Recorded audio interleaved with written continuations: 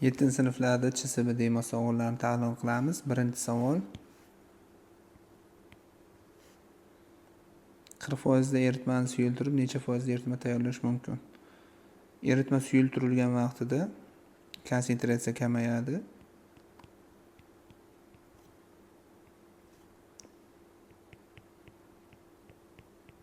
Ya'ni yangi hosil bo'lgan konsentratsiyalar 40% dan kichik bo'ladi. Bunga hozir 30% bo'lishi mumkin. Suyultirgan vaqtimiz 35 bo'lishi mumkin. Javob A bo'ladi. Ikkinchi savolga o'tadigan bo'lsak, 200 gram 50% eritmaga 20 gram suv qo'shildi. Hosil bo'lgan eritmadagi suvning massasini aniqlang degan savol ekan. 200 grammimiz eritmamizning umumiy massasi 100% bo'ladi. 50% eritma bo'lsa, 50% suv bo'ladi. 100 gram suv ekan. 100 qo'shilgan 20 gram bo'lsa, yangi hosil bo'lgan eritmamizda suvning massasi 120 gram bo'lar ekan. Ikkinchi savolimizda ham javob A chiqar ekan. Uchinchi savolga to'xtalamiz. 200 gram 15% osh tuz eritmasini tayyorlash uchun necha gram tuz va suv kerak? Xo'p, 200 grammimiz 100%, 15% tuzni massasini topib olamiz.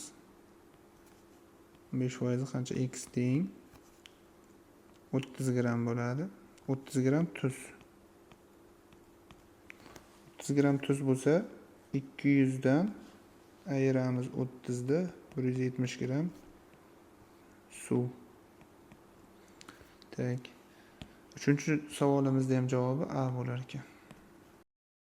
To'rtinchi savolga to'xtaladigan bo'lsak, yuruvchanligi 45 bo'lgan eritma foiz konsentratsiyasini aniqlang deyapti. To'rtinchi savol. S foiz teng yuruvchanlik S bilan belgilanadi. Ko'paygan 100%. Shu formula bilan topsak bo'ladi.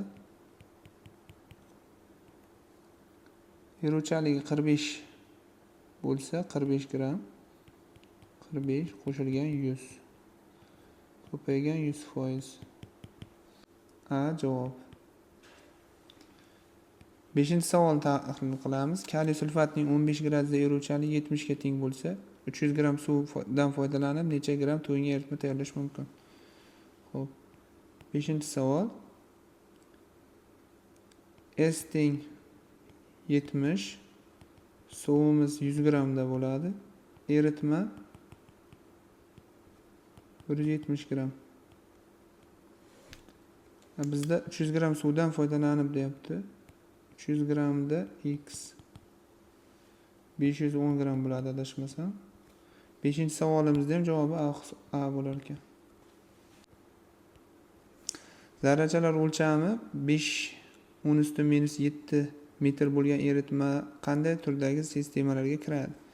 Bunda faza zarrachalari nazarda tutilgan. 1 nanometrimiz 10⁻⁹ metr bo'lsa, 5-7 metrimizni nanometrga o'tkazib olamiz. Oddiy proporsiya qilsak osonroq bo'ladi. X teng 5-7 taqsim 10⁻⁹. Butun 500 bo'ladi.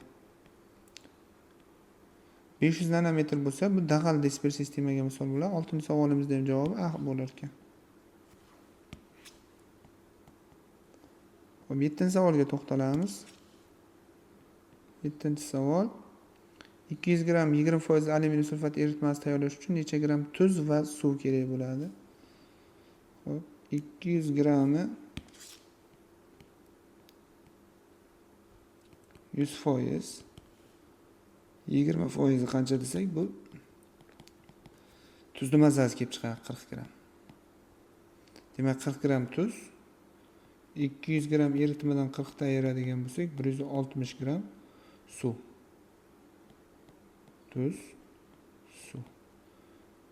7-savolimizdan javobi A bo'lar ekan. Sakkizinchi savol tahlil qilamiz. 500 ml eritma tarkibida 40 gram erigan modda bo'lsa, eritma titr konsentratsiyasini toping. Xo'p, titr konsentratsiyaning formulasi teng. Massa 1 erigan moddaning massasini eritmani hajmiga bo'lamiz va hajm millilitrda bo'lishi shart. Erigan moddamizning massasi 40 gram. Hajmimiz 500 ml.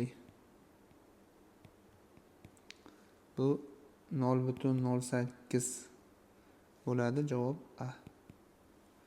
9-savol tahlil qilamiz.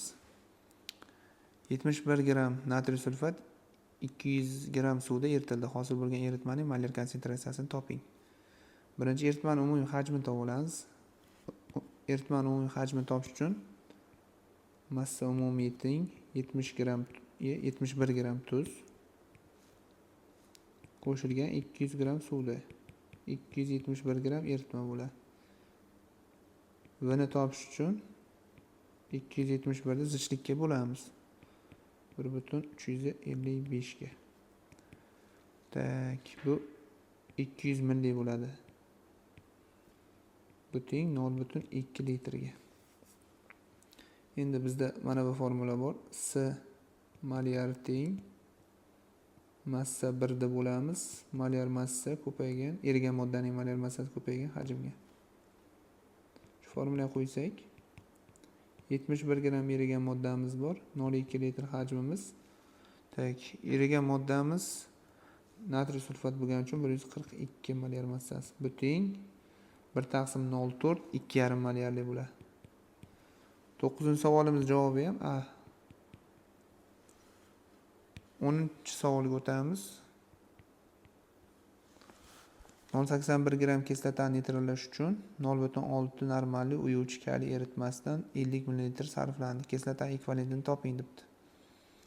Moddalar o'zaro ekvivalent massalariga proporsional miqdorda birikadi yoki ekvivalent miqdorlariga teng miqdorda birikadi. Hozir ishqorimizda ekvivalent miqdorini topsak, u kislotamizda ham ekvivalent miqdor bo'laveradi. S molyar ko'paygan V teng N ekvivalentni beradi. 0,6 normalni ko'paytiramiz 0,05 litrga. Bu teng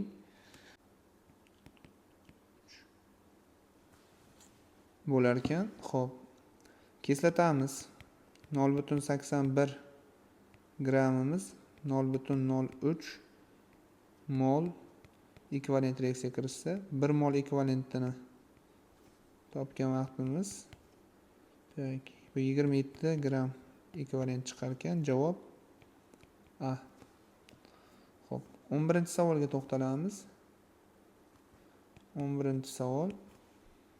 2 molyarli nitrat kislota eritmasining konsentratsiyasini toping. Foiz topish formulasidan molyardan foiz topish. S molyar ko'paygan molyar massa taqsim Rho ko'paygan 10. Molyar massamiz molyarligimiz 2 molyarli. Tak, nitrat kislota bo'lsa 63. Zichligimiz 1,2 ko'paygan 10. Bu teng bo'ladi. Tak. 10,5 ga. 11-savolimizda ham javobi A chiqar ekan. Keyingisi 12-savolga to'xtalamiz. Qaysi modda eritmasi foiz va molyar konsentratsiya nisbati 8 ga 1. Foizi 8 bo'lgan vaqtida molyari 1 deb ishlab ketsak ham bo'ladi yoki foiz va molyar o'rtasidagi formuladan quyidagi holat keltirib olsak bo'ladi. Rho ko'paygan 10. Shu formulaga qo'ysak ham bo'laveradi. 8 taqsim 1 teng. Chunki nisbat har doim 8 ga 1 bo'lmasdan 8 ga 3 yoki 16 ga 3 shunaqa sonlar ham kelib qolishi mumkin. Molyar massamiz tak. Molyar massamiz topishimiz kerak. Zichligimiz 1,025 ko'paygan 10. Shunda molyar massamiz teng bo'ladi 82 ga.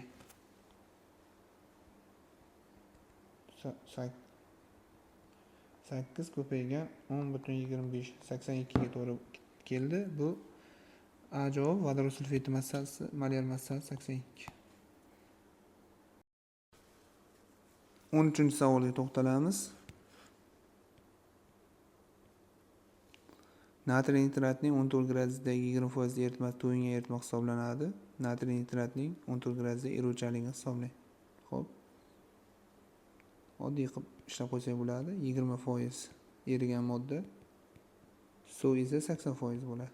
Eruvchanlik har doim 100 gram erituvchiga nisbatan erigan moddaning massasini hisoblash orqali hisoblanadi. X teng 1/4 25. Eruvchanlik 25 teng ekan. 13-savolimizda ham javobi A. Endi 14-savolga to'xtalamiz. 100 gram 20% mis sulfat eritmasiga 50 gram qo'shilganda hosil bo'lgan eritma foiz konsentratsiyasini toping degan savol ekan. Xo'p. Dastlab eritmadagi va 50 gram mis sulfat mis qo'porosidagi mis sulfat massalarini alohida topib olishimiz kerak bo'ladi. 100 gram eritmamiz 100%. 20% da qancha? 20 gram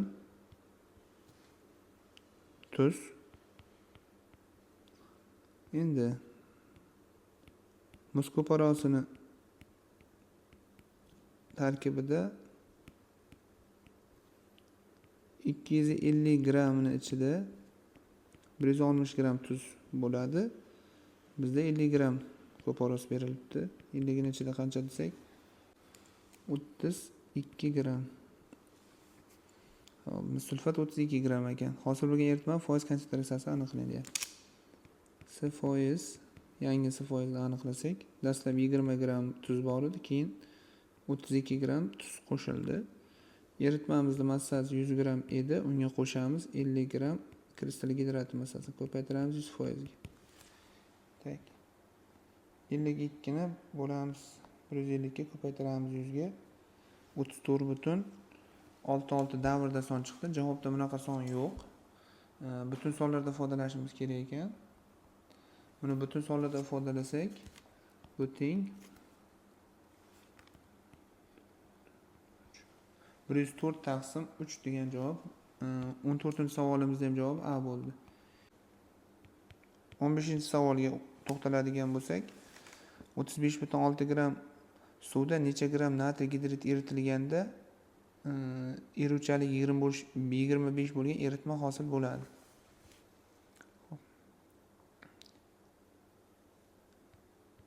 Natriy gidrid suv bilan reaksiyasini yozadigan bo'lsak, bu eritilgan modda, erigan modda emas. Erigan modda natriy gidroksid bo'ladi, vodorod ajralib chiqadi. Reaksiyamiz o'zaro teng ekan. Xo'p, mana bundan 24 gram olsak, o'sha vaqtda 40 gram natriy gidroksid hosil bo'ladi va 2 gram gaz chiqib ketadi. Biz natriy gidritining massasini bilmaganimiz uchun 24x deb, mana buni 40x deb bir necha ishlash usullari bor. Tenglamadan foydalana qolamiz. 2x ajralgan gaz deymiz. Xo'p. Eruvchanligimiz 25 bo'lsa, bundan foiz esa bo'lamiz. 25 ni bo'lamiz 25 qo'shilgan 100 ga. Tak. 25 taqsim 125 bu 1 taqsim 5 bo'ladi. Foiz konsentratsiyamiz ulushda 1 taqsim 5 ga teng ekan. Endi tenglama qilamiz. Erigan moddamiz 40x.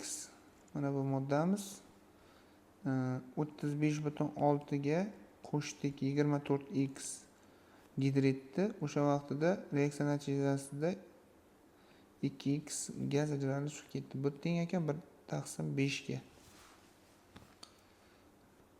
200x teng 35,6 ayrilgan 22x ga. X'imiz teng 0,2. Demak 0,2 mol natriy gidrid qo'shishimiz kerak ekan. Bizda natriy gidridning massasini so'ragan. Massa natriy gidrid teng 0,2 ko'paygan 24. 4,8. Javob A. Nimagadir hamma Savollarimizni javobi A chiqdi. Yo qaysidirida men adashdimmi?